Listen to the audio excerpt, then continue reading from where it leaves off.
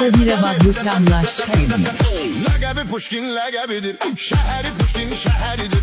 Sındırır o səhvləri, keçir bir bəndləri. Paxotkası yerində, həqiqət var sözündə. Çəkinməzdi, güclüdür, çox ermənini öldüdür. Qarabağın aslanıdır, cananının canıdır. Dəstək olur hər kəsə, can söyləyir hər səsə. Pulu paranı düşünmür, çox özü ilə öyünmür. Yaxşılarla mərd olur, namərdlərə dərd olur. Sözünü deyən oğuldu, ölümə gedən oğuldu. Sevgidə yoxdur bəxti, ona görə çoxdur dərdi. Həyat sıxır aşıqı, əsil sevəni sadiqi. Ləqəbi Puşkin ləqəbidir, şəhəri Puşkin şəhəridir. Sındırır o səhvləri, keçir bir bəndləri. Paxotkası yerində, həqiqət var sözündə.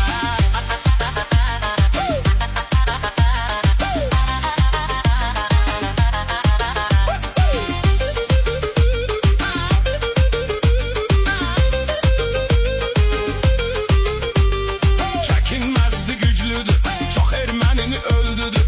Qarabağın aslanıdır, cananının canıdır. Dəstək olur hər kəsə, can söyləyir hər səsə. Pulu paranı düşünmür, çox özü ilə öyünmür. Yaxşılarla mərd olur, namərdlərə dərd olur. Sözünü deyən oğuldu, ölümə gedən oğuldu. Sevgidə yoxdur bəxti, ona görə çoxdur dərdi. Həyat sıxır aşıqı, əsil sevəni sadiqi.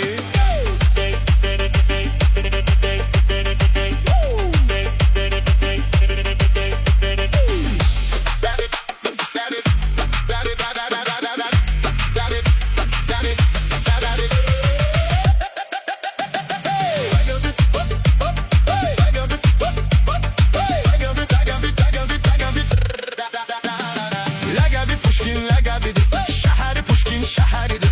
Sındırır o səhvləri, keçir bir bəndləri. Paxotkası yerində, həqiqət var sözündə. Çəkinməzdi, güclüdür, çox ermənini öldüdür. Qarabağın aslanıdır, cananının canıdır. Dəstək olur hər kəsə, can söyləyir hər səsə. Pulu paranı düşünmür, çox özü ilə öyünmür. Yaxşılarla mərd olur, namərdlərə dərd olur. Sözünü deyən oğuldu, ölümə gedən oğuldu. Sevgidə yoxdur bəxti, ona görə çoxdur dərdi. Həyat sıxır aşıqı, əsil sevəni sadiqi.